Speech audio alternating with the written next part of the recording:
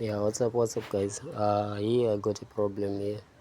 As you can see, this is a Nissan 1.6 Nissan Omera QG engine, QG 1612. So you see here, there are seals there. Let me turn it back. These seals there, they are the ones that's supposed to catch oil from getting inside the plugs, and these seals are damaged. Yeah, these seals must sit here. You see, that's where they must seal here. When you put a cover, the seals must be sealing here so that the oil from the engine will not gonna get inside there. But these seals are damaged, and inside the oil is getting inside the plugs. This one, I take out the plug, and the oil is top of the cylinder of the piston. There's a lot of oil in the which is getting inside the engine.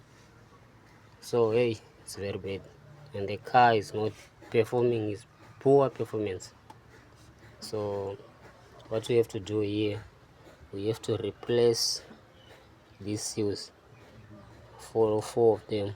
We have to take it out and buy the new one and put it there.